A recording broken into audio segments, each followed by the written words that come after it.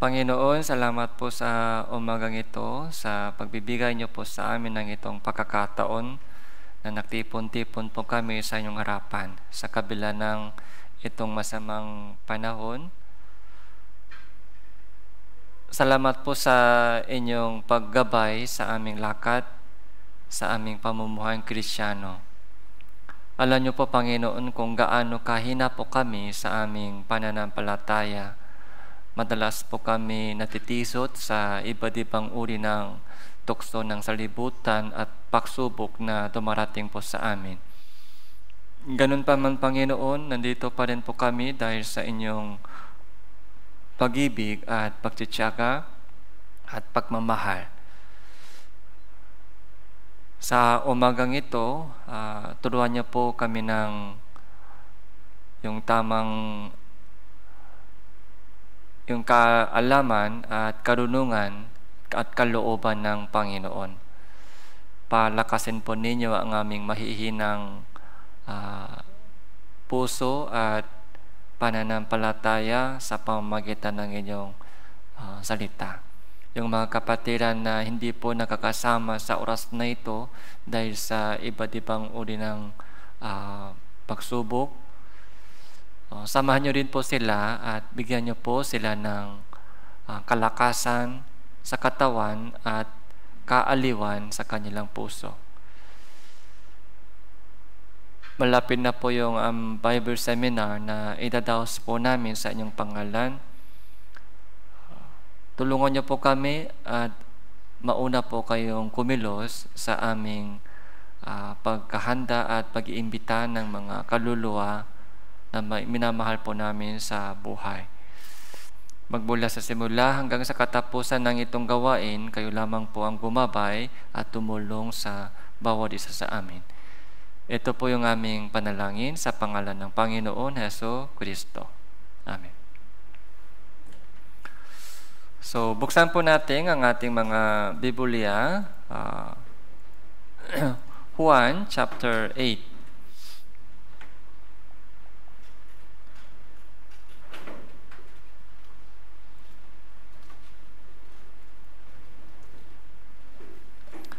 So, magmula verse 1, Juan chapter 8, magmula verse 1 hanggang verse 12.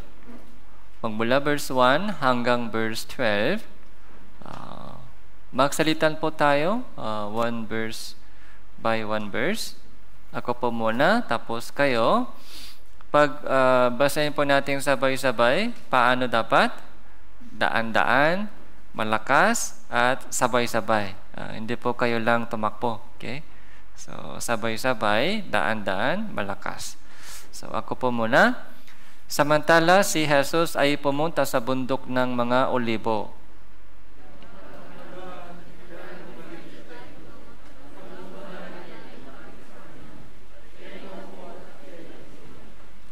Dinala sa kanya ng mga eskriba at ng mga pariseo ang isang babaeng nahuli sa pangalo niya, nang kanilang patayuin siya sa gitna.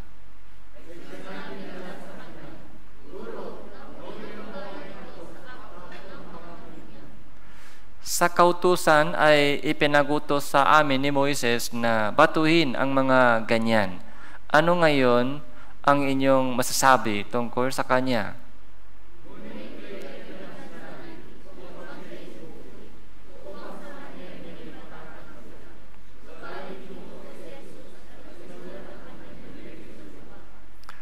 Habang sila ay nagpapatuloy ng pagtatanong sa kanya, tumayo siya at sinabi sa kanila, ang walang kasalanan sa inyo ang siyang unang bumato sa kanya.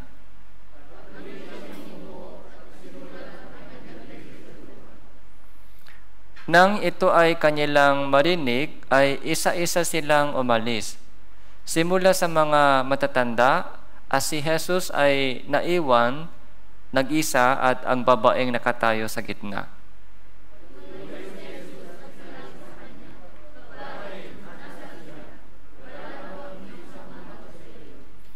At sinabi niya, walang sinumang Panginoon, sinabi ni Jesus, Hindi rin kita hinahatulan. Humayo ka na. At mula ngayon, huwag ka nang makasala.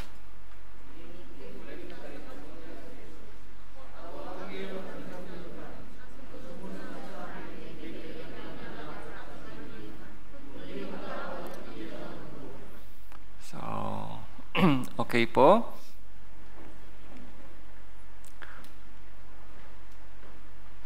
So, para sa mga hindi po alam tungkol sa yung inauguration ng Kalawan Church kahapon, so isi-share ko lang po saglit tungkol sa inauguration ng Kalawan Church. So kahapon po, mga ilang leaders lang po nakapunta sa inauguration. Dahil po sa mga limitadong yung capacity doon sa Kalawan Church, mga hindi po maraming kasama. Yung Laguna Kalawan Church ay medyo matagal na po nagsimula yung branch, yung church mission branch, 2010. So mula nung 2010, so nagsimula po yung mga ministry doon. Tapos maraming mga short-term missionary, tapos Pastor Kim Gunte, yung unang permanent missionary. Sa totoo lang, hindi po permanente. Pag permanent, sabi natin, dapat tuloy-tuloy. Pero mas tama po yung term, mas tamang salita doon ay long term. Okay? Long term missionary, si Pastor Kim Gunte. Kasi short term ay 6 months lang, short term missionary. Pero long term, yung mga in charge pastors ay more than 5 years. Tapos ngayon, Pastor Kim De-il na-assign po doon, in charge ng Kalawan Church. Yung unang church building po nila ay hindi po kasya ng mga kapatiran ngayon kasi dumami na po yung mga membro, kaya nagbumili po sila ng isang lupa, tapos nagtayo ng isang magandang church building. Dahil po sa pandemya po, hindi po madali yung construction. Tumaas yung mga construction materials, tapos hindi po madali yung mga pakuha ng mga labor, kaya medyo matagal po. 2019 nagumpisa construction. 2019. Ilang taon na po ngayon? 2021. Kaya matagal po talaga. Kaya si Pastor Kim ay nahirapan din po siya sa mga construction. Ganun din po yung mga kapatiran, pero sa wakas po na tapos na po yung construction dahil sa tulong ng Diyos. Kaya kahapon nagkaroon po ng inauguration. So nakita ko rin po doon na kung paano kumilos ang Diyos sa kanila mga membro po. Kaya hinanap ko yung mga unang membro doon kasi yung ako po ang na-conduct ng pinakaunang Bible seminar doon sa Kalawan area, sa barangay basketball covered court, tapos mga house church muna, kaya yung unang membro po, marami pong unang membro ay wala na. Pero buti nga po narinig ko po na yung mga ilang active member noon ay hanggang ngayon tuloy pa. Pero karamihan po ng mga dating member ay wala na. So, pero ang church po ay lumalaki. Sa mga 14 years, maraming naligtas, maraming umaalis, maraming bumabalik. Meron pong umaalis, meron pong bumabalik sa church. Meron pong nananatili hanggang ngayon. Kaya habang na on the way po ako, on the way, pauwi po ako sa sasakyan, naisip ko, so ano ba ang mahalaga? Bakit umalis po sila? Siyempre may problema, di ba? Kung walang problema, hindi umalis.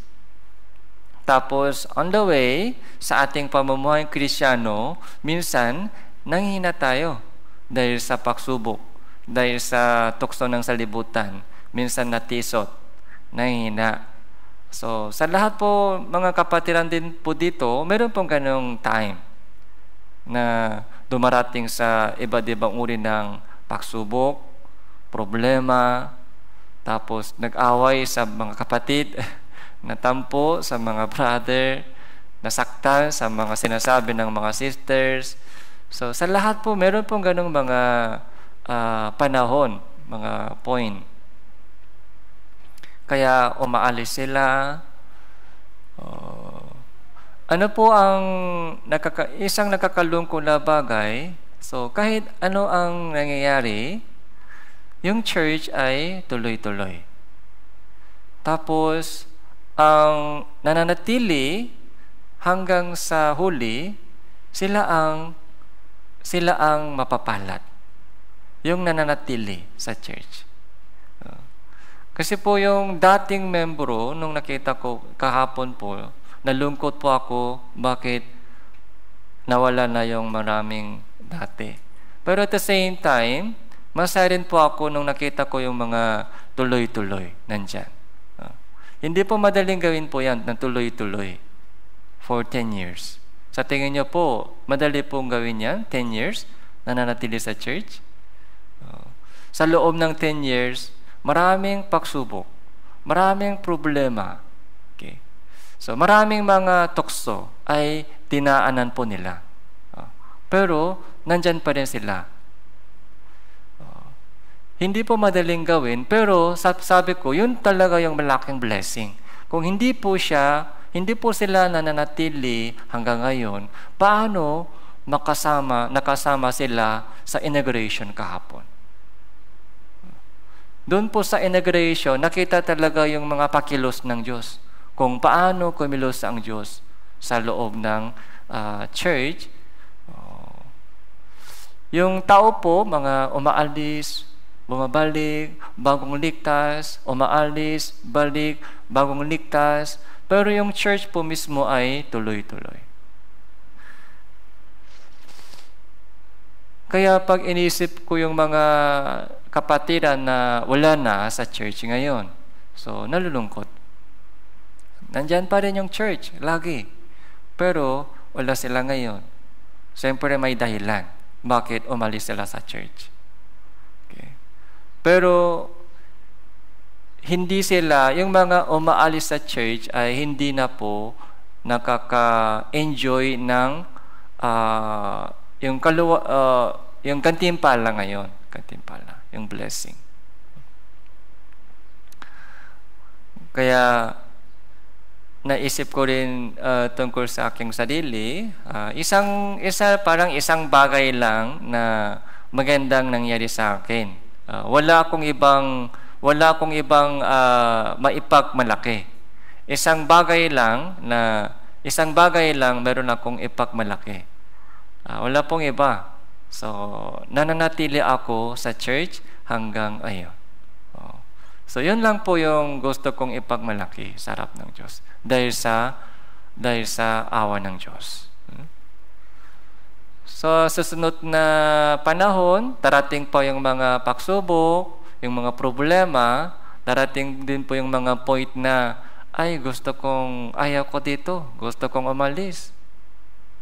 Darating po yung ganong point. Pero, kung umalis na ako sa church, so yung pagpapala na ibinibigay ng Diyos sa iglesia ay hindi na darating sa akin. So, hindi na aabot sa akin. Kaya parang sanga ako ng puno. Pag humiwalay po yung isang sanga sa puno, so paano makatanggap ng mga magagandang bagay mula sa puno? Kaya parang yung iglesia po, Diba? Ano po yung pagkaunawa po natin tungkol sa iglesia? Iglesia po, hindi po yung gusali. Iglesia po ay parang isang, alam natin, body of Christ. Yung body of Christ, iglesia, katawan ni Kristo, ay nabubuhay. Parang organic po siya. Organic, buhay, nabubuhay. Yung tayo po ay bahagi ng iglesia, isang bahagi ng iglesia. Kaya naka-join po tayo sa iglesia, kaya buhay din po tayo. Ano po yung cancer? Yung cancer, yung cancer po ay hindi po nagpapasakop sa katawan. Yung cancer po, hindi po nagpapasakop sa yung instruction ng ulo. Kaya cancer po, di ba, lumalaki siya. Wala po siya sa control ng katawan. Yung ibang bahagi, sumusunod sila sa control ng katawan, ulo. Pero yung cell ng cancer, bakit tawag yan cancer? Hindi siya sumusunod sa utos ng katawan. Kaya lumalaki siya. Lumalaki. Kaya tapos, mga pinapatay niya yung mga ibang mga cells. Kaya ano ang dapat natin gawin? Yung cancer, dapat tanggalin yung bukol. Kung hindi po natatanggal yung cancer, delikado po yung ibang katawan. Kaya, ganun po ang nangyayari sa ating pamumuhay Kristiyano. Kaya, sana po yung mga kapatiran dito, dadaan po kayo sa maraming uri ng pagsubok at yung temptation sa Christian living, pero sana patuloy po kayo manatili sa iglesia. So, pwede po? O pag natampo ka sa akin, alis kayo agad? Ay, hindi niya ako binabati. Hindi niya ako pinapansin. Tampo ako, ayaw ko na mag-church. Huwag po kayo. Kung nakikita niyo po gano'n, sorry lang ako sa'yo, sorry. Pero wag po kayo umalis sa church. Tumingin ka lang sa Diyos. Ang tao po ay gumagawa ng mali. Tao po ang hindi perfecto, tapos gumagawa ng mistake. Pero wala naman po ang problema sa salita ng Diyos. Kaya kahit anong nangyayari, tuloy-tuloy po kayo sa iglesia ng Diyos. Yun po yung body of Christ. Okay? Body of Christ. So, ito po, John chapter 8, ito po yung napakagandang storya tungkol sa isang babae.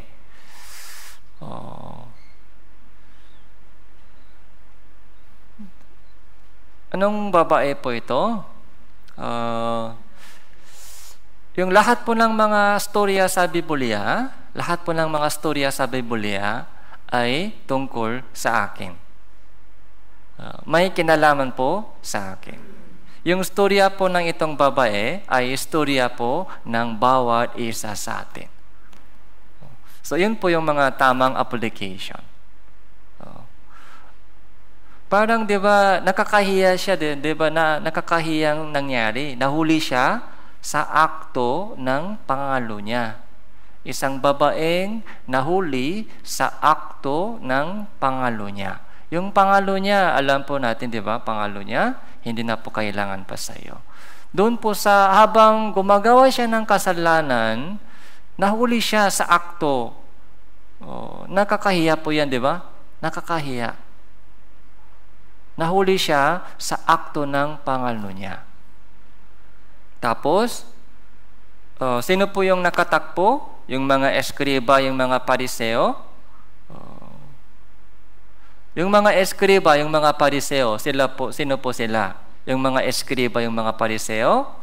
Yung mga may alam tungkol sa batas. Parang hukom sila, batas. Yung kautusan ni Moises, yung expert po sila sa kautusan ni Moises. 10 utos, yung mga lumang tipan. So, alam na ng itong pariseo at eskriba. Nung nakita po nila yung babae, ay patay ka. Patay ka sa batas ng Moises. Alam mo na kung anong sinasabi ng batas ng Moises, babatuin ka namin. No? Pero para subukin po nila si Jesus, kasi si Jesus puro mga pag-ibig, mga love, ganun lang sabi ng si Jesus.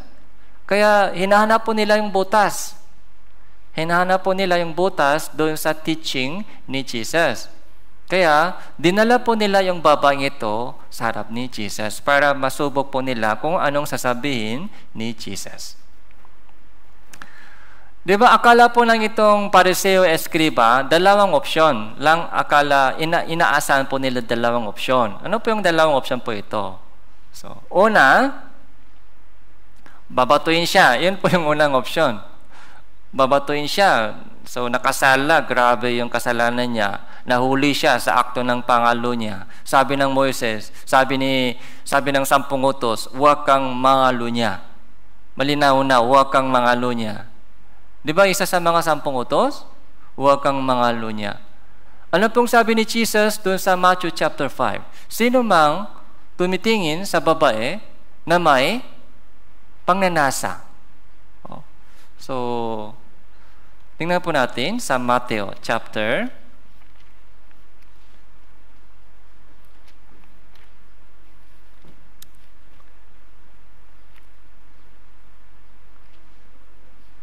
5, verse 27. So,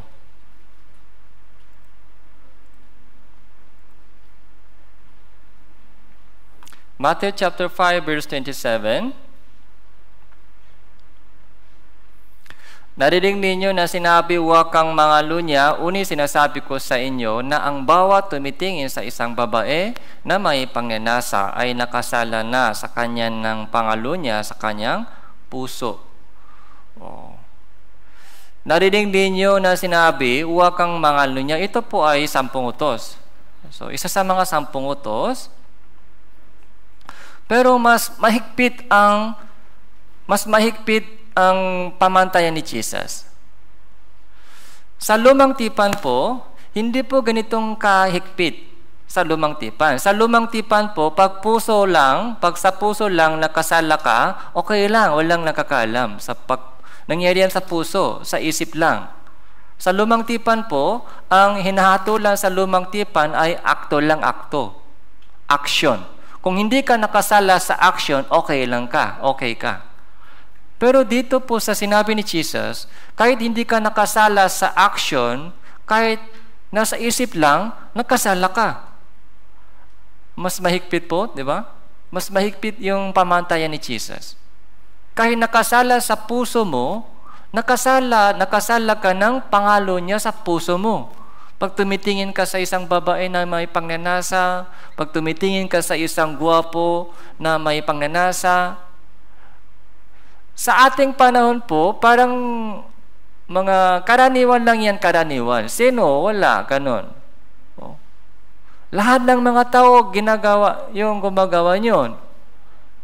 Tumitingin sa lalaki na may pangnanasa, pagtingin sa babae na may pangnanasa, lalo na po sa ating panahon, di ba? Sa ating panahon. Okay. Malaswang, yung takbo ng mundong ito ay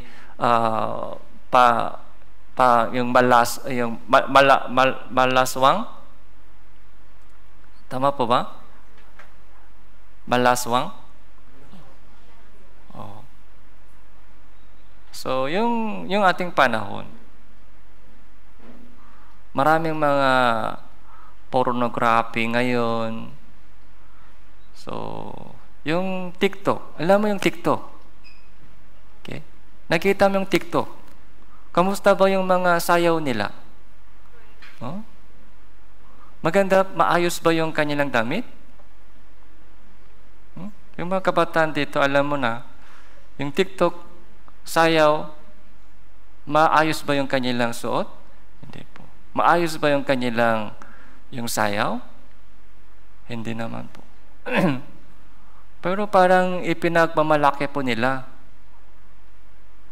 Pag mas malaswang, mas maraming gusto, like. Kaya parang pag ganyan yung mga takbo ng salibutan. Paiksi yung suot. Okay. Parang sa ating panahon, normal lang yan, mga ordinary lang yan, karaniwan lang yan. Pero sinabi ni Jesus, nakasala ka ng pangalo niya sa kanyang puso. Mas mahigpit po yung pamantayan ni Jesus. Kaya sa Bible seminar, di ba? Ito po yung mga, yung chapter 5, verse 27, lagi po ito mga binabanggit ng speaker, di ba? Bakit po? Kasi po ganun katigas yung ulo ng mga tao ngayon, hindi ako nakasala. Sabi nila, hindi ako nakasala, mabait ako. Hindi ako katulad ng mga kriminal na nahuli. Yung mga nahuli, sila lang ang matiga, yung malaking kasalanan na kulungan. Pero hindi ako ganun. Akala po nila na mabait. Kaya, ito yung sabi ni Jesus, tingnan mo yung puso mo. Malinis ba yung puso mo? Maayos ba yung puso mo? Kaya bilang isang salamin, para makita po natin yung ating sariling kalagayan, kung gaano kadumi ako, kung kamusta ba yung puso ko, kung kamusta ba yung spirito ko sa harap ng Diyos, ito po yung sinabi ni Jesus. Kaya doon ko po tayo, di ba, sumuko. Tama po yung sinabi niyo, Panginoon, na marumi pala ako. Maraming beses tumingin po ako sa babae na may pagnanasa. Hindi yan alam ng ibang tao. Ako lang nakakalam. Maraming beses nakatingin ako sa isang lalaki na may pagnanasa. Sa isip, sa puso, nangyayari ito. Aminado ako, sa isip, sa puso, nangyayari ito araw-araw. So, yun po yung purpose ng kautusan. Sabi ni Jesus, ganitong kahigpit. Okay? Pero balik po tayo sa Juan.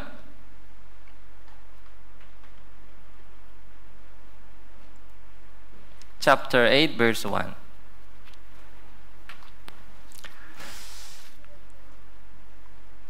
Kaya dalawang option po iniisip ng eskriba at pariseo.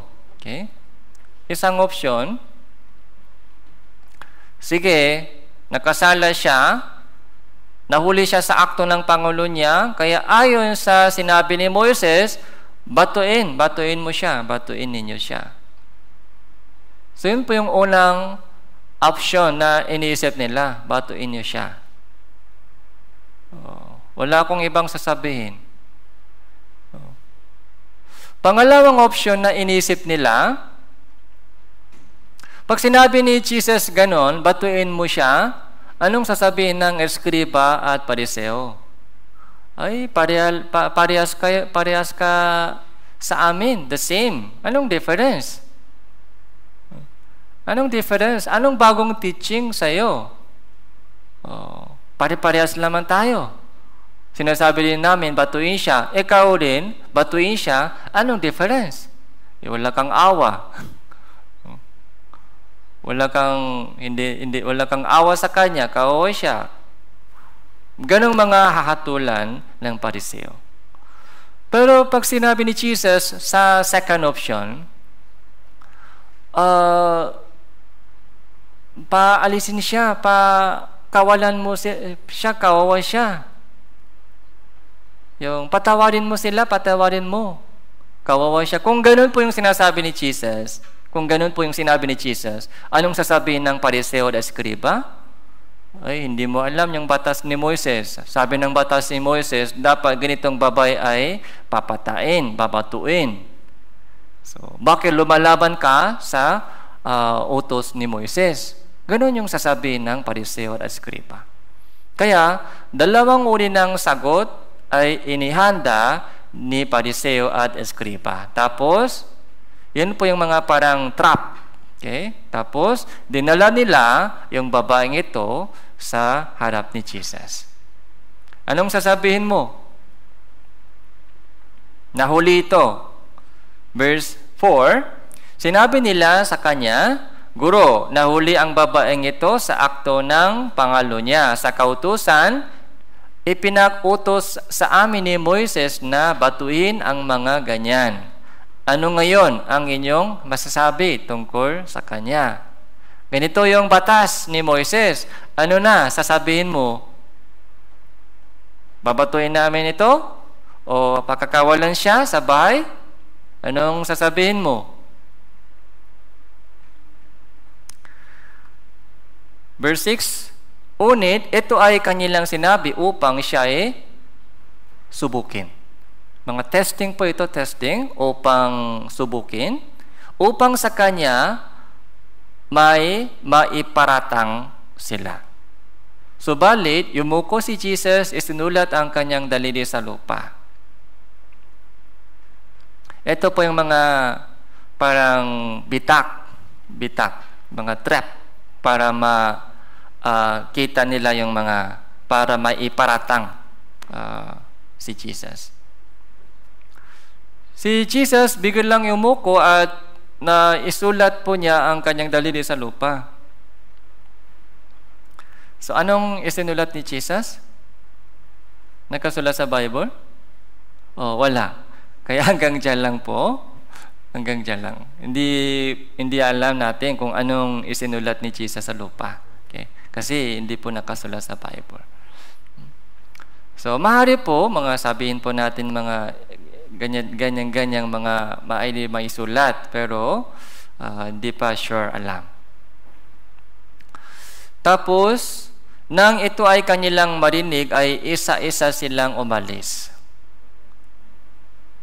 Verse 7 po, habang sila ay nagpapatuloy na pagtatanong sa kanya, tumayo siya at sinabi sa kanila, ang walang kasalanan sa inyo ang siyang unang bumato sa kanya. Shocking ito, shocking. Okay? So, una sa lahat po, isipin po natin, anong ibig sabihin ng itong pangalo niya? Yung itong babae na nahuli sa akto ng pangalo niya, anong kinalaman sa atin? Bakit sinasabi po natin na yung istorya po ng itong babae ay istorya po natin? So yung pangalo niya, meron pong meaning ng pangalo niya. Okay? Pangalo niya. Yung pangalo niya po, ganito po, di ba? May asawa. Okay?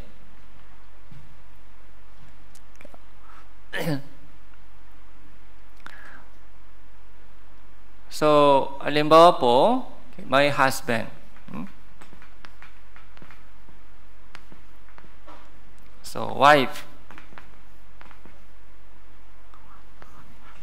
Lalaki. So, yung husband and wife, so meron po siyang asawang lalaki. Meron po siyang asawang lalaki, pero pag pumunta po siya sa ibang lalaki, ito po yung pangalo niya. Tama po ba? Ito po yung pangalo niya. Okay. So, dapat malinaw po yung ating konsepto sa pangalo niya. Okay? Meron po siyang husband. Meron po siyang husband. Okay? Kasi nakasulat sa Bible tungkol sa babae. Kaya ganito po yung mga illustration ko. Meron po siyang husband na lalaki. Yung husband na lalaki, hindi babae. Tapos, pag pumunta po siya, kung tumitingin siya sa ibang lalaki, ito po yung pangalo niya. Okay? Pangalo niya. Santiago chapter 4.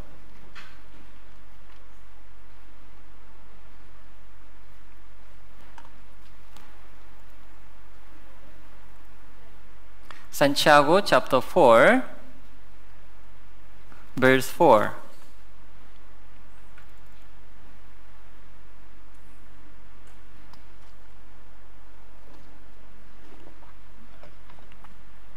Basahin po natin ito ng sabay-sabay.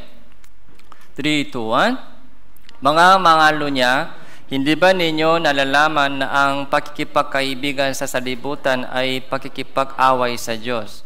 Kaya sino mang nananais na maging kaibigan sa salibutan ay nagiging kaaway ng Diyos. Mga mangalunya, sinasabi ng Biblia sa mga mangalunya. Sino ang mangalunya? Sino po ang mangalunya? Okay.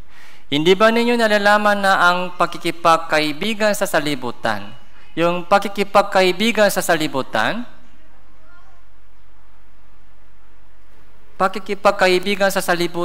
ay pakikipag-away sa Diyos. Yung pakikipagkaibigan sa salibutan ay, yun po yung pangalo niya. Tama po ba? Yun po yung tamang konsepto ng pangalo niya. Okay. Pakikipagkaibigan sa salibutan. So, parang hindi gaanong kalaking kasalanan. Yung kaibigan lang, kaibigan sa salibutan. Dalawa dito,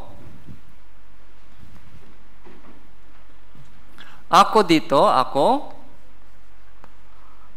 yung husband, yung Diyos, okay. Tapos sa kabila, sino po yung lalaki, ibang lalaki? Salibutan. Okay. Sanlibutan. Ito po yung ibang lalaki, salibutan. Okay, salibutan. Yung Diyos, saka yung salibutan, malayo. Okay. Nasa gitna tayo, dapat lumapit po tayo sa Diyos. Dapat dito po, nasa tamang relation dito. Yung tamang relation po natin sa God, yun po yung salvation. Yun po yung salvation. Bakit maraming tao po ay hindi paligtas? Dahil, sino po yung mas gusto nila? Ito po mas gusto nila, kaya ayaw nila lumapit sa Diyos.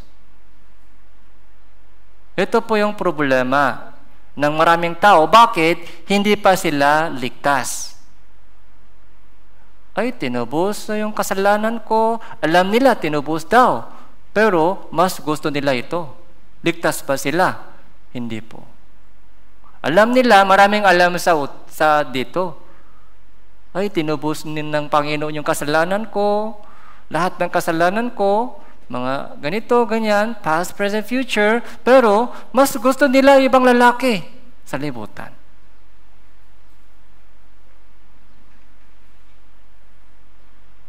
Ayaw pa rin bumalik sa Diyos.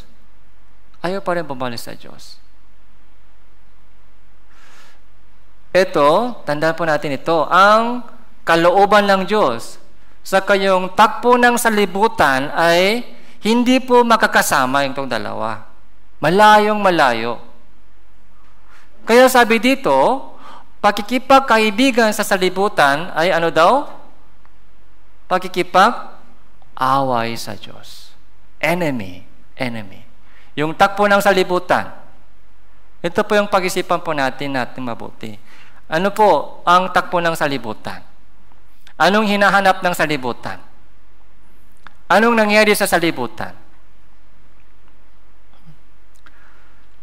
So, dito sa bansang Pilipinas, halos lahat ng mga tao ay nagdadasal sa Diyos. Naniniwala sila sa Diyos. Naniniwala sila may Diyos. Nagdadasal po sila sa Diyos. Pero, mas malapit po sila sa salibutan. Nagdadasal, pero yung kanilang ipinapanalangin ay para sa material na blessing. Para maging hawa sa salibutan.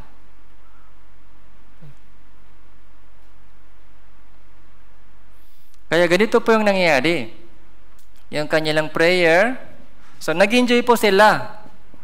Sa normally, nag-enjoy sila dito. So, kaibigan nito, maraming kaibigan dito. Nag-enjoy, nandito YouTube, nandito TikTok, nandito Facebook, nandito yung mga media gadget, nandito. Barkada, nandito lahat. Nag-enjoy po sila dito. Pag may sakit, doon po nila bumabalik dito. Pag may sakit, Panginoon, may sakit ako, pagalingin mo ako. Panginoon, doon po sila nagdasal. Panginoon, ganito ako. Pa-okay na, bumabalik naman sa salibutan. Nag-enjoy dito. Tapos, pag may problema, yun ang dinadala nila dito. Panginoon, nahirapan ako. Okay. Wala akong trabaho. Bigyan mo ako ng trabaho. Pag may trabaho, pa-okay na, dito naman, bumabalik. Saan po ba yung bahay nila? Sa libutan o sa Diyos? Ito po yung bahay nila. Dito po sila tumitira. Minsan lang bumibisita sa Diyos. Kailan po bumibisita sila sa Diyos? Pag may problema. Pag may problema, doon po sila bumibisita sa Panginoon. Dinadala po nila yung kanilang prayer sa Diyos. May sakit ako, Panginoon. May sakit yung anak ko. Wala akong trabaho. Tapos, okay na, umuwi sa salibutan. Umuwi sila sa salibutan. Kasi doon yung maraming kaibigan sa salibutan. Pag may problema, doon na lang bumibisita sa Diyos. Pangangalo niya po yan, pangangalo niya. Kung meron pong ganong lalaki, babae, dito siya nagstay sa ibang lalaki. Pag walang pera, bumabalik dito. Anong sasabihin ng husband? Pag may sakit, walang kulang yung budget, doon po, bumabalik siya dito. Anong sasabihin ng husband? Ayoko na sa'yo. Doon ka na maghanap ng solusyon. Okay. Dito, nag-enjoy. Dito siya nagstay. Pag may problema lang, kumakontak, tinatawagan siya. Pag may problema lang. Anong sasabihin ng husband? Wala akong pakialam sa'yo. Doon sa salibutan na lang, maghanap ka ng solusyon. Ikaw ang bahala.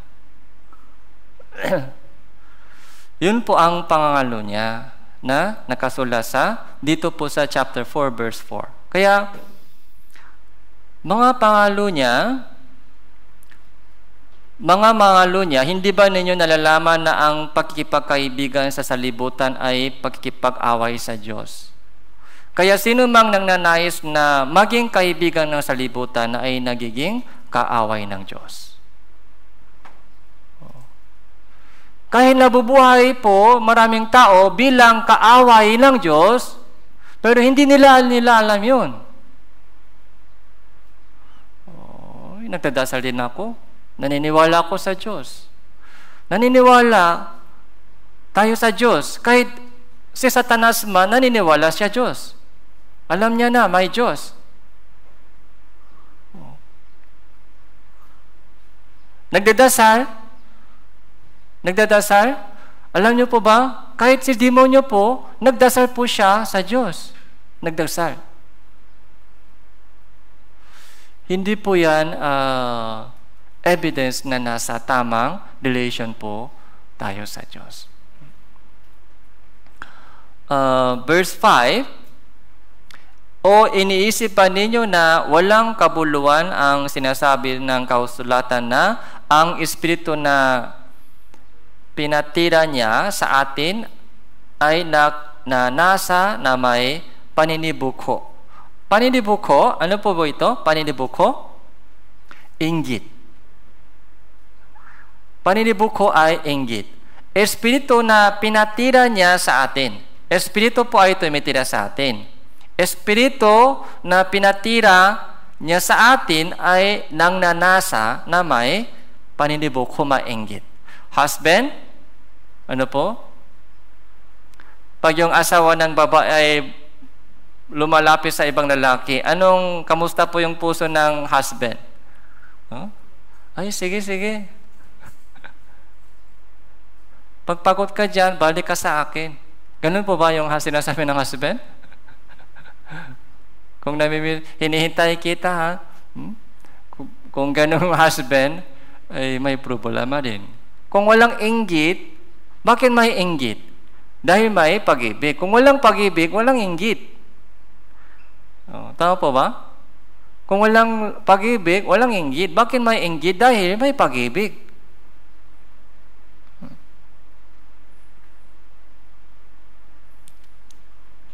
Yung asawa ng kapitbahay ay pumupunta sa ibang lalaki. May inggit pa tayo? Wala. Walang anumang mga feeling doon. Pero, may pag-ibig, may inggit. Yung Holy Spirit na pinatira niya sa atin ay nangnanasa na may paninibuko. Pag nakita ng Diyos na nag-i-enjoy po tayo sa salibutan, parang kalimutan natin ang Diyos sa mga makasalibutang bagay, doon po nag-inggit ang Diyos sa atin. Nag-inggit.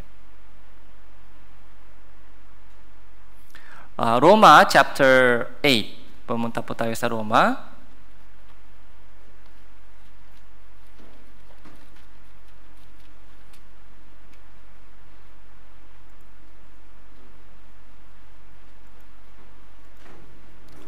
So Roma chapter 8, verse 7 po, verse 7.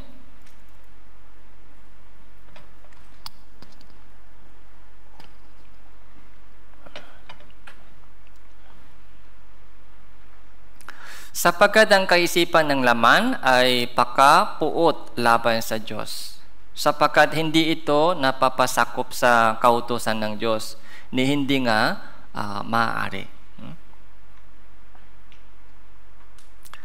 Yung kaisipan ng laman ay pakapuot laban sa Diyos. Kaya sinabi ko rin sa inyo, ang Diyos po ay hindi po repair shop. Ang Diyos po ay hindi po hospital.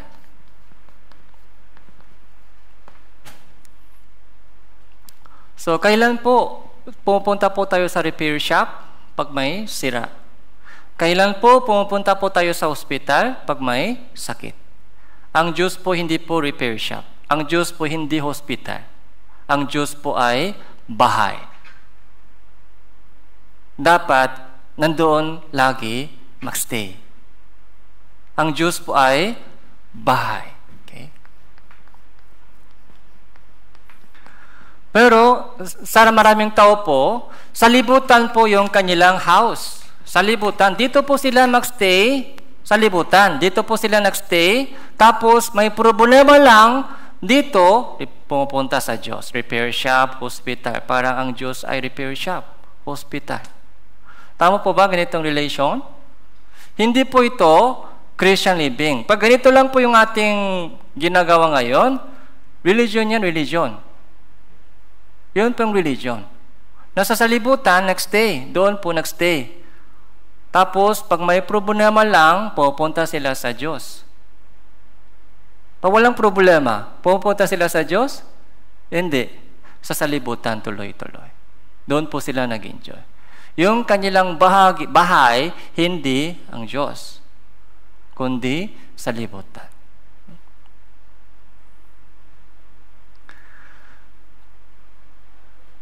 Parang ganito po yung mga pananampalataya ng maraming tao. Ganito po yung mga pananampalataya ng maraming tao. Okay. Tapos, akala po nila na okay lang yung kanilang relation sa Diyos, okay lang. Pero hindi po ganon. Nainggit ang Diyos.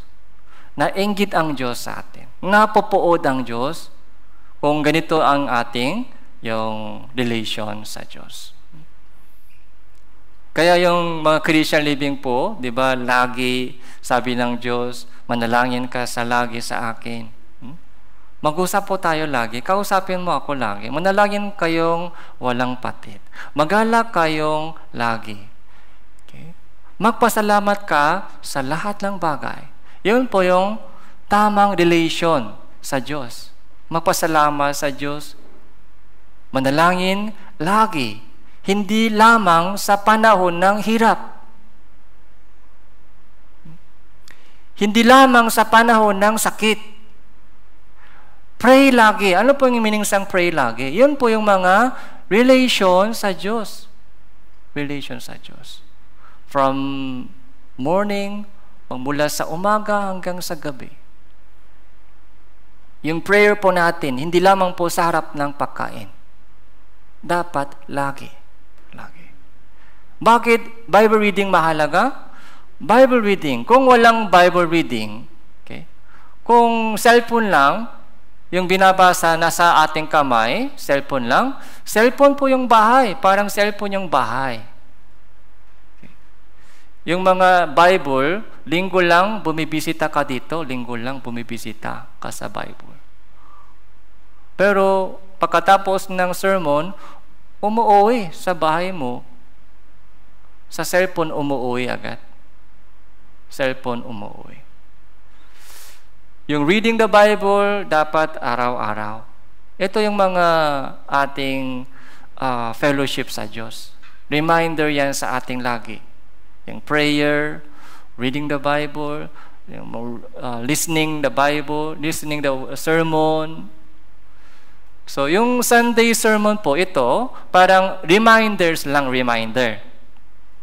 Hindi po ito lahat ng Christian living. Yung Sunday, yung itong sermon, Wednesday sermon, reminders lang, reminders. Para tuloy-tuloy yung ating Christian living araw-araw, kahit sa bahay, sa school, sa trabaho. Yung ating Christian living, hindi lamang po sa Sunday, sa Wednesday. Pati sa bahay, sa school, sa trabaho. Nasa biyahe ka, pwede rin mag-pray tayo doon, nasa biyahe. Yung Christian living ay 24 hours, 7 days a week.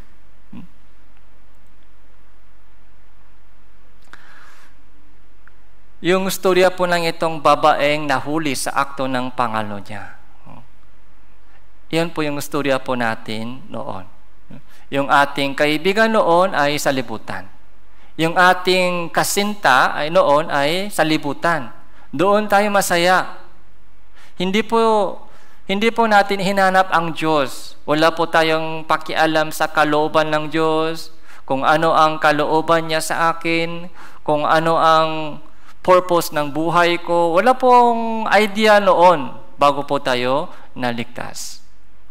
Pero nung umattend po tayo sa Bible seminar, nakinig ng Bible seminar, so parang nagising po yung mga ating pusong hanap sa Diyos. Kung ano ba yung purpose ng buhay ko, bakit pumarito, bakit ipinanganak ako sa mundong ito, ano ang dapat mangyari habang buhay pa ako, malibang isang tao'y ipang-anak na muli hindi niya makikita ang kaharian ng Diyos, nasaan ba yung kaharian ng Diyos, ano pang meron sa kabila ng kamatayan, meron ba talaga yung buhay na walang hanggan, meron pa talaga langit at impyerno. Yung ating pananaw ay nagbago. Nung nalaman po natin na Biblia ay totoo. Nung nakilala po natin ang Diyos, yung ating isip, yung ating mata, yung ating puso, pananaw sa buhay ay iba na. Ang Diyos po hindi na hospital, hindi na repair shop. Ang Diyos talaga ay dapat bahay. Doon magstay ako. Hindi ako alis. Doon ako magstay. Kahit masakit, kahit may sakit pa rin, okay lang. Doon ako magstay. Kahit may sira-sira yung katawan ko, yung may problema, doon ako magstay. Hindi ako alis sa church. Hindi ako alis sa Diyos. Magstay ako sa Diyos. Ang Diyos po ay yung ating tirahan. Yung Diyos ay yung ating tirahan. Awit, chapter 90.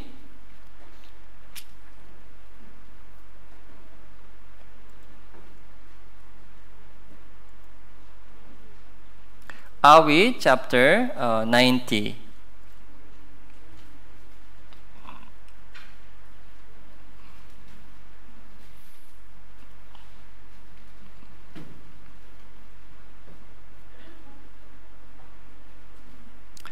Awit chapter 90 verse 1.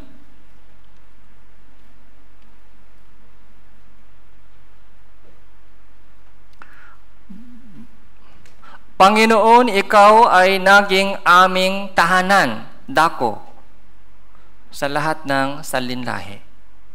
Okay. You are the dwelling place. Dwelling place. Hindi po hospital, di ba? Hindi po repair shop. You are my dwelling place. Dapat doon magstay ako. Hindi lamang bisita minsan. Binibisitahin natin ba ang Diyos minsan?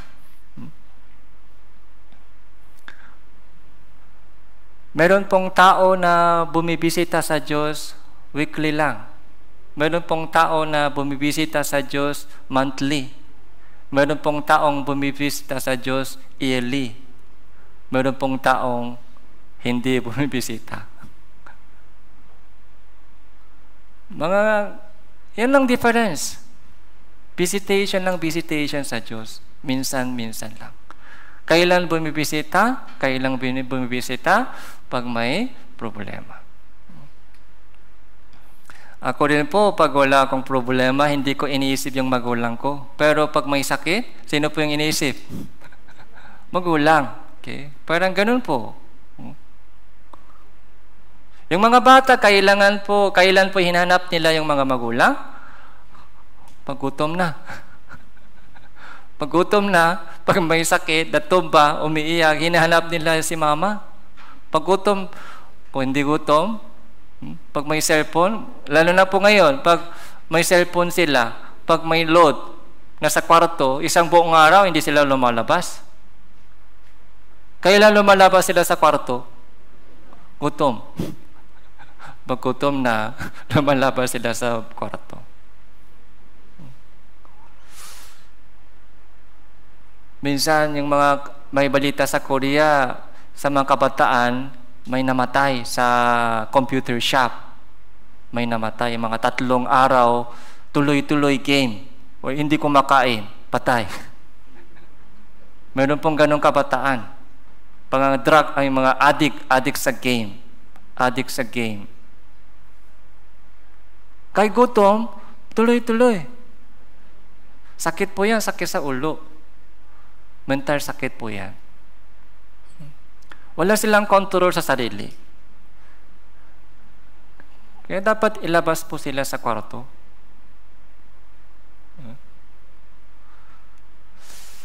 Tahanan, ang Diyos ay tahanan natin. Dwelling place. Yung ating itong katawan, hindi po ito pinaka-dwelling place. Yung katawan po natin, ito ba yung pinaka-bahay natin? Yung katawan ba natin yung pinakabahay natin? Hindi po ito. Kung ito lang yung bahay natin, unfair. May magandang bahay, may pangit na bahay, may matangkad na bahay, may pandak na bahay, may matabang bahay, may payat na bahay, katulad ko. Unfair po yan, unfair. Kung ito po yung pinakabahay natin, temporary lang po ito, parang barracks lang po ito. Temporary bahay. May expire day. Alam niyo ba, may expire day. Yung ating katawan, may expiration. Hindi po ito tuloy-tuloy. Kaya yung sakit sa katawan, normal po yan, normal. Tanggapin po natin yon. May family history sa sakit, tanggapin po natin yan. Normal po yan, yung family history. Kasi ito yung mga hindi permanent bahay natin, hindi permanente. Temporary lang ito, temporary. Temporary lang po. Verse 3 po, verse 3, inyong ibinabalik ang tao sa alabok at inyong sinasabi, bumalik kayo, kayong mga anak ng mga tao. Ibinabalik ng Diyos ang tao, saan po?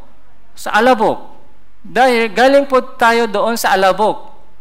Yun po yung materials po natin, material ng katawan natin, alabok. Kaya babalik po sa alabok yung ating katawan at mabubulok. Hindi po ito permanente. Hindi po ito permanente. Maiksi lang. Lumilipas. Pag malapit na sa expire date, yung pagkain po, pag mag-expire na, anong nangyayari? Pag bumibili po ako ngayon po, ako po yung nagluluto. Alam niyo po ba? Wala po si Mrs. ko ngayon. Nasa Korea, kaya ako po yung tagaluto sa bahay. Bumibili ako ng mga grocery sa supermarket. Dati wala po akong pakialam dyan sa grocery, pero ngayon po, kailangan po yung mga idea talaga. Bumibili ako ng grocery, mga pechay, mga carrot, saka, ano po yung tine-check ko po? Yung tine-check ko po, expire day. Expire day. Sa ngayon, sariwa. Lalo yung gulay po, pag bumibili ka sa grocery, sariwa. Pero pagkalipas ng ilang araw, sariwa pa rin? Matanda na. Ganun po yung buhay natin. Ganun po yung buhay natin. Okay. Yung mga kabataan ngayon, sariwa kayo. fresh na. Kaya first year ng college, ano po yung tawag sila? First year college? Freshman. Fresh, okay? Fresh, sariwa. Pero hanggang kailan yung sariwa? Pag 30 na, 40 na, sariwa pa rin? Hindi na po. May winkle na, may winkle. May winkle, sakit sa likod, tuhod. Okay? Tapos yung buhok, so pumuputi. Kasi galing po tayo sa alabok. Tanggapin po natin yan, tanggapin po natin. Ganun po talaga yung buhay ng tao. Kaya wala pong tunay na pag-asa sa itong yung mga temporaryong bahay. Huwag po tayo umasa masyado sa itong temporaryong buhay. Yung espiritu sa loob ng itong tahanan ay babalik sa Diyos. Dahil ang Diyos ay yung ating tahanan ng Diyos. Babalik po tayo doon. Ang problema habang nabubuhay po tayo sa loob ng itong temporaryong bahay, lumalapit po tayo sa kaibigan sa salibutan. Kaibigan sa salibutan. Malayo sa Diyos. Kaya doon po nag-iinggit ang Diyos sa atin. Bakit mas malapit ka sa salibutan? Temporary lang yan. Dapat maghanap ka sa akin. Hindi lamang sa panahon ng sakit. Hindi lamang sa panahon ng problema. Dapat magstay ka sa akin. Maging kaibigan tayo. Mag-usap tayo lagi. Yun po yung kalooban ng Diyos. Panalangin kayong lagi.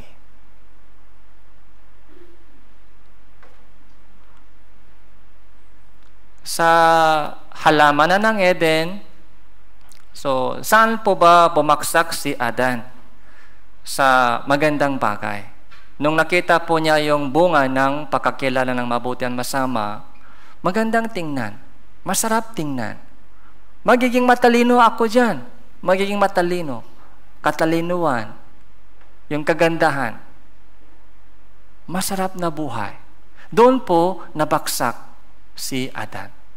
Doon po bumaksak si Adan. Doon po natisot. Lumapit na si Adan sa ibang lalaki. Sino po yung ibang lalaki? Sino po yung kumikilos dito sa salibutan?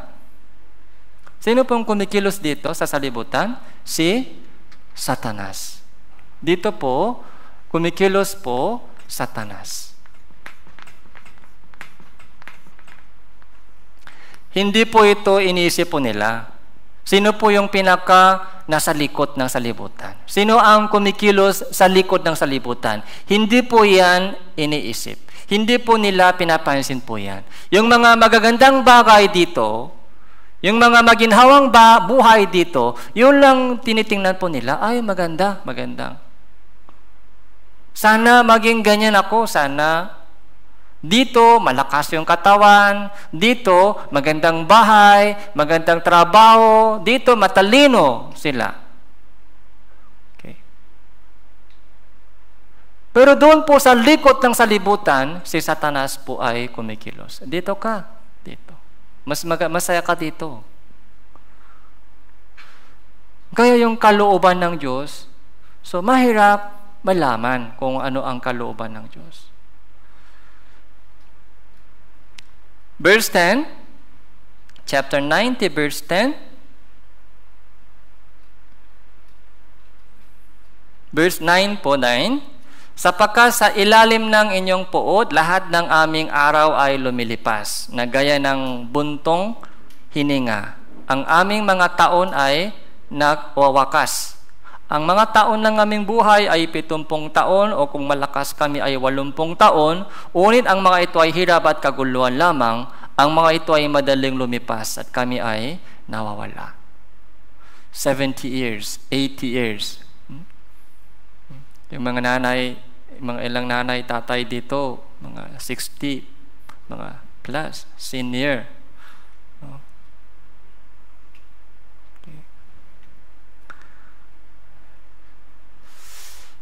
78 years. Okay? Ano po ang dapat mangyari sa loob ng itong 78 years?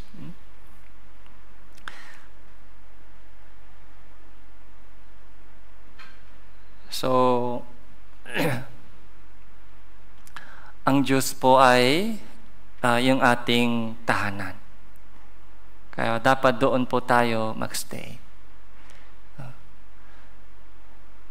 Sabi ni Jesus, diba, last Sunday, come to me, come to me.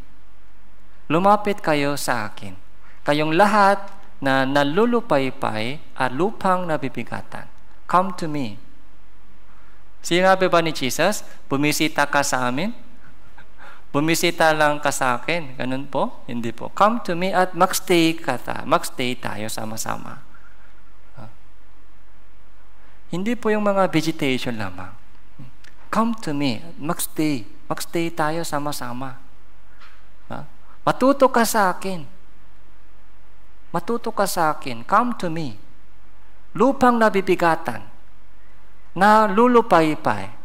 So, kahit hinahanap po natin yung mga kasiyahan doon po sa salibutan, wala pong tunay na kapahingaan sa salibutan.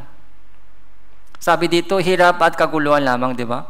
78 years. Sa loob ng 78 years na itong buhay natin sa mundong ito, kahit hanap natin yung mga kaligayahan at kasiyahan, pero wala, hirap lang, o magulo lang. Sakit. Wala pong tunay na kaligayahan. Pero sabi ni Jesus, bibigyan ko kayo ng kapahingaan. Pagpagod na po kayo sa buhay, saan po gusto mong puntahan? Yung bahay ng magulang, di ba? Pag may probinsya po kayo, so, ay, gusto kong magpahinga sa probinsya. Gusto kong magpahinga sa bahay ng magulang. Pagpagod na po tayo sa buhay, so, inisip po natin yung mga uwian. Yung pinaka-uwian ay ang Diyos. Bibigyan ko kayo ng kapahingaan. Magpahinga ka. Tapos, bumalik ka sa Manila? Hindi po. Tuloy-tuloy yung kapahingaan, yun ang gusto ng Diyos ibigay sa atin. Hindi lamang po mga ilang araw lang. Kaya, yung invitation po ni Jesus sa atin ay hindi po para sa vegetation, para magstay po tayo sa Kanya, magpakailanman.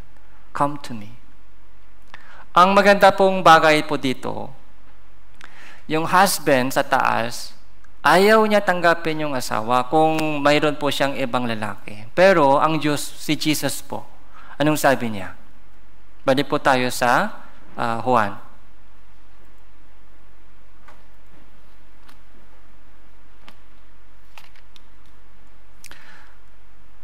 verse chapter 8, verse 7.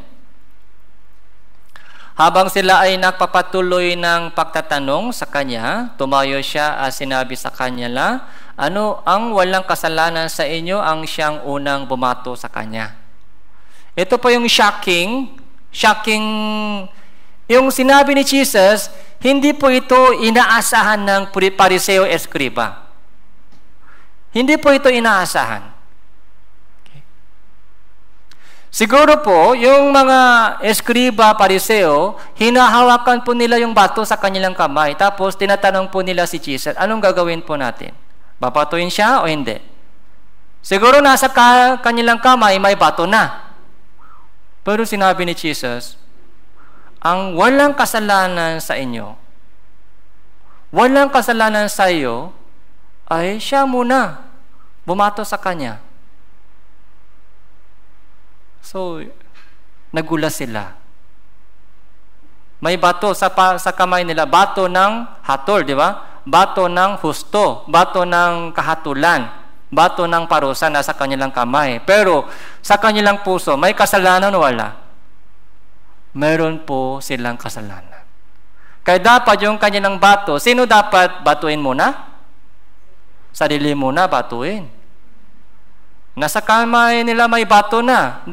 Yun ang gusto nilang batuin, paano sa babae, nahuli. Pero sabi ni Jesus, ikaw, wala kang kasalanan. Ikaw muna batuhin. Ikaw muna batuhin. Yung bato na nasa kamay mo ay hindi para sa itong babae. Para sa iyo yan. Ikaw muna batuhin. Parang ganun pong mensahe po ni Jesus. Walang kasalanan sa inyo ay siyang unang bumato sa kanya. Kaya, anong nangyari? Isa-isa silang umalis. Bakit umalis po sila? Walang taong walang kasalanan. Lahat po sila may kasalanan. Yung bato sa kanila, kamay, ay dapat sa kanilang sarili. Hindi pwede. Nahiya po sila doon, nahiya. Nahiya ay wala akong karapat-dapan na humator sa iba. Kaya umalis. Nahiya. Umalis po sila dahil nahiya sila, nahiya. Nakita po nila yung kanilang sariling kasalanan. Nakita po nila yung kanilang sariling kasalanan. Minsan po, yung mga kapatiran, nasa ating kamay may bato. Hinuhusga po natin yung ibang brothers, sisters. Okay. Hinahatol po natin yung ibang brothers, sisters. Ay, bakit ganyan? Bakit ganyan? Nasa ating kamay yung bato. Sino yung babatuin ko? Pero anong sinasabi ni Jesus? Walang kasalanan sa iyo ay unang bumato sa kanya. Anong gagawin natin?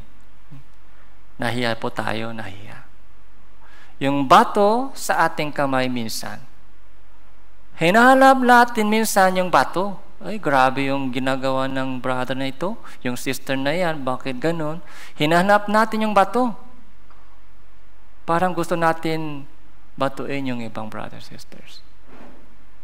Yung kautusan, yung mautos, yung batas. Dapat ganyan, dapat ganito. May bato ako. Gusto natin sa mga kapatiran. Tama yung bato, tama yung kautusan ng Diyos. Pero ang problema, ako ba pwede pumato? Wala ba akong kasalanan? Ako rin may kasalanan. Ako rin may kasalanan, ako rin may problema. Hindi lamang yung ibang brothers, sisters. Ako rin maraming problema, kaya paano bumato ako sa ibang brothers, sisters? Katulad po ng ginawa nila, isa-isa umalis. So, ganun din po. Pag nakita po natin yung ating sariling kasalanan, kapag nalaman po natin yung ating sariling kalagayan, so hindi pwede tayo humawak ng bato. So, prayer lang, prayer. Para sa kanila. Prayer lang. Kaya umalis na po sila. Sino lang natitira? Si Jesus at yung babaeng ito. Yung ibang tao, wala na. Umalis na. Si Jesus saka yung babaeng ito. Ito po yung pinaka-mahalaga. Okay? Si Jesus at ako. Okay? Dalawa lang. Walang ibang tao. Ako lang sa harap na ni Jesus. So, bago po tayo naligtas, dumaan din po tayong lahat sa itong ganitong point. Humarap po tayo kay Jesus. Ako lang nag-isa humarap sa Diyos. Walang ibang kasama. Ako lang. Ako lang nag-isa sa harap ng Diyos. Walang ibang mga family. Walang ibang nanay. Walang mama. Walang mga kapatid. Okay? Ako lang nag-isa sa harap ni Jesus. Yun po yung relation. Yun po yung totoong relation. 101. Okay? 101. Salvation po, wala pong group salvation. Wala pong package salvation. Okay? 101 salvation. Okay? Yung problema ko, yung kasalanan ko ay dapat lutasin sa harap ng Diyos. Kahit ano mang sinasabi nila, okay lang sa akin.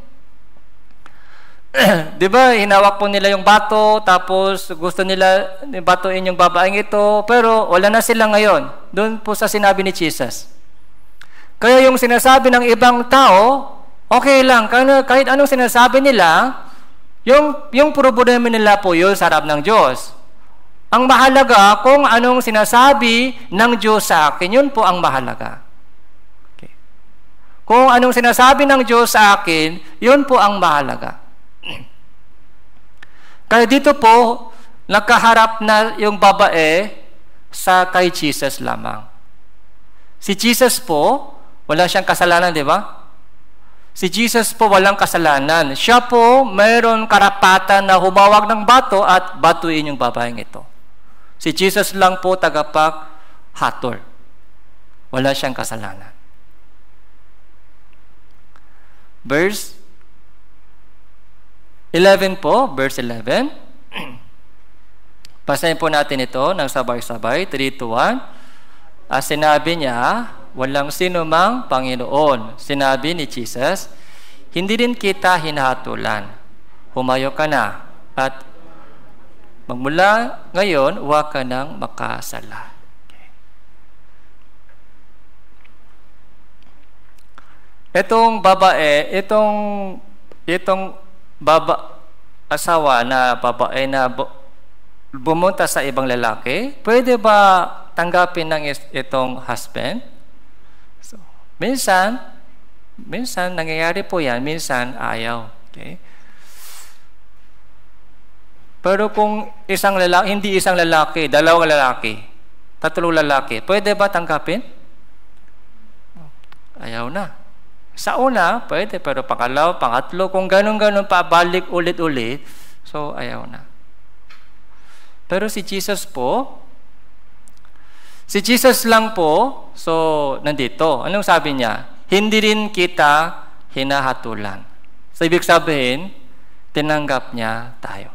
Tinanggap. Kahit pumunta po tayo sa salibutan, meaning, Satanas. Kahit pumunta po, nag-enjoy po tayo sa salibutan na naghahanap ng mga nakalupang bagay na ibinibigay ni Satanas sa atin, pero tinanggap niya tayo. Yun po yung meaning ng kamatayan. Namatay si Jesus sa cross para sa atin. Namatay si Jesus. Hindi rin kita hinahatulan. Ito po yung gospel. Ito po yung magandang balita. Tama po ba? Hindi rin kita hinahatulan. Pinatawat na kita. Tinubos na kita. Hindi ko na alalahanin pa ang kasalanan mo. Napatawat na kita. Pinatawat na kita. Nabayaran ko na yung kasalanan mo. Kahit hindi pa namatay si Jesus dito, pero yung sinabi ni Jesus dito na hindi rin kita hinahatulan, may promise na mamamatay si Jesus para sa kanya. Ibig sabihin, ganito po yung sinabi ni Jesus, mamamatay ako para sa iyo. Mamamatay ako. Kaya hindi rin kita hinahatulan. Mamamatay ako para sa iyo, babae. Kahit may karapatan ako na bumato sa iyo, yung ibang tao, wala na. Ako may karapatan. Pwede akong bumato sa iyo, pero hindi rin kita hinatulan. Sa halip na babato ako sa iyo, mamatay ako para sa iyo. So, yun po ang sinabi ni Jesus. Kung si Jesus rin umalis dito, katulad ng ibang tao, paano kasalanan ng babaeng ito? May kasalanan. Pero sabi, mismo doon sa bibig ni Jesus, hindi rin kita hinahatulan. Mamatay ako para sa iyo na pumunta sa ibang lalaki. Tatanggapin kita. Yun po yung kaligtasan. Nung narinig po ng babaeng ito, ano po ang naramdaman po niya? Akala po ng babae, patay na ako. Patay na. Kasi walang ibang may dahilan na huli na siya sa akto ng pangalo niya. Kay ibang tao umalis na, pero takot na takot siya, si Jesus ay babato sa akin. Pero sabi niya, hindi rin kita hinahatulan. Humayo ka na. Humayo ka na. Tapos, ano pa po yung sinabi niya? Balik ka sa dating lalaki. Huwag ka nang makasala. Ibig sabihin, huwag ka nang umalis. Magstay ka sa akin. Huwag ka nang makasala. Yung Christian living po, hindi po yung pag-i-enjoy ng kasalanan pa. Namatay ba si Jesus para makapag-enjoy po tayo sa salibutan? Namatay ba si Jesus para maging malakas yung ating katawan? Namatay ba si Jesus para maging matalino tayo? Hindi po. Namatay si Jesus para magstay po tayo sa Kanya. Okay. Hindi na babalik sa salibutan. So ito po yung napakagandang istorya po ito. Yung itong babae na nahuli sa akto ng pangalo niya ay bawat isa sa atin. Tayo rin po nahuli sa akto ng pangalo niya sa salibutan. Yung salibutan po ay dating kaibigan po natin. Dating kaibigan. Pero ngayon, tanungin po natin yung ating sarili. Sino ba yung kaibigan mo ngayon? Ang Diyos ba kaibigan o salibutan pa ang kaibigan mo? Yung checkin po natin yung ating sarili. Sino ba yung totoong kaibigan ko? Sino ba yung kausap ko ngayon? Yung salibutan pa yung kausap ko lagi? O ang Diyos po ang kausap? Sino ba yung kasama ko ngayon? Sino ba yung katabi ko ngayon? Nasaan ba ako? Nasa salibutan pa rin ako o nasa Diyos na ako? Yung dalawa, ang Diyos po ang salibutan ay malayong malayo. Hindi po itong dalawa ay makakasama. Kaya paulit-ulit sinasabi ng Biblia, umalis ka dyan, humiwalay kayo sa karumihan ng salibutan, huwag kang humipo ng maruming bagay. Yung banal na fellowship sa Diyos, yun po yung pinaka-purpose ng salvation. Yun po yung pinaka-purpose.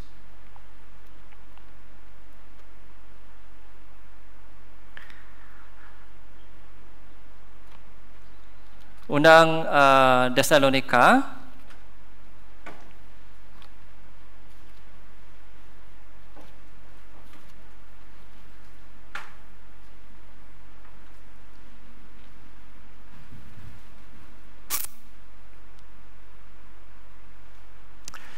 Unang Thessalonica chapter 5, verse 23.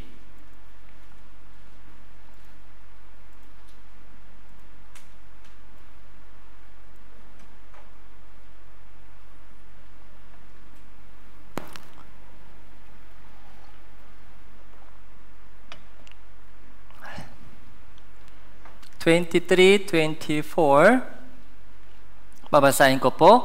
Pakabanalin nawa kayong lubos mismo ng Diyos ng kapayapaan, at ang inyong espiritu at kaluluwa at katawan ay ingatang buo, na walang kapintasan sa pagdating ng ating Panginoon Hesus Kristo. Tapat ang sa inyo'y tumatawag na gagawa din naman nito. Ito po yung kalooban ng Diyos, pakabanalin nawa kayong lubos. Banal, pagpapakabanal. Pabanal na buhay. Okay. Hindi dahil sa takot sa impyerno. Hindi dahil sa takot sa impyerno. Kasi yung Kristiyano po, wala nang takot sa impyerno, di ba? Ligtas na. Sure tayo sa ating kaligtasan pagpunta sa langit. Kung hindi pa po sure po yung salvation, baka ganito pa rin yung iniisip mo. Ang Diyos ang bahala. Kung dadalhin niya ako sa impyerno, wala akong magagawa. Kung ganyan pa rin po yung iniisip mo, i-check mo muna yung kaligtasan. Ang Diyos ang bahala, parang tama. Ang Diyos ang bahala, kung saan siya dadalhin ako, wala akong magagawa, doon na lang. Yun po yung konsepto ng Katolik. Ang Diyos ang bahala. Purgatorio o impyerno sa langit, wala pong magagawa. Kung wala pong Bible po tayo, siguro ganun lang po yung ating sasabihin kung wala pong Bible. Pero ano po yung sinasabi sila? Ano po yung nakasulat sa Bible? Sure na po, sure yung ating salvation. Okay. Sabi ng maraming verses na ligtas na ako. Tinubos na ako. Kung ligtas na, saan pupunta? Sa langit pupunta, sigurado na sa langit. Hindi po bahala ang Diyos. Yung pangako ng Diyos, sinabi sa Biblia, dadalhin kita sa langit dahil ligtas ka na. Okay. Bilang isang Kristiyano po, ano po yung mga pangalawang goal, pangalawang target? Ito po yung ating target. Pagiging katulad ni Hesus Kristo. Yun po yung second purpose. Dapat maging tayo katulad ni Jesus sa character, sa ating ugali, sa ating pananalita, sa ating puso. Yung small Jesus. Small Jesus. Okay. Dapat maging tayo small Jesus. Kaya pagkabanalin nawa kayong lubos mismo ng Diyos ng kapayapaan. Kaya yung ating espiritu, kaluluwa, pati yung katawan. Okay? Hindi na pwedeng magpalasing pa rin. Okay? Yung mga tatay, hindi pwede mag-inom ng alak. Hindi pwedeng mag-inom ng alak. Hindi din pwede mag-nigarilyo. Hindi pwede ipasok sa ating katawan yung mga hindi magandang bagay. Kaya soft to drink, so konti lang ipasok. Yung ating katawan din mahalaga. Kailangan po natin ingatan mabuti yung ating katawan kasi hindi po ito sa atin. Sa Diyos lang ito, sa Diyos. Hindi pwede ito, sisirain natin ito. Yung ating katawan, yung ating kaluluwa, yung ating espiritu, dapat mag-ingat, ingatan natin mabuti. Hanggang kailan po? Second coming of Jesus. Tapat ang sa inyo tumatawag. Tapat ang sa inyo tumatawag. Sino po tumawag sa atin? Ang Diyos po ang tumawag sa atin. Siya ang tapat, siya ang gagawa. Ito po yung pangako ng Diyos na tutulungan kita. Kaya, yung glorification, yung pagpapakabanal, glorification, ay sanctification, sanctification po, yung pagpapakabanal, sanctification po ay mangyayari sa pamamagitan ng tulong gabay ng Holy Spirit. Meron po tayong kasama. Meron po tayong kasama sa ating puso. Holy Spirit ay nagstay sa akin.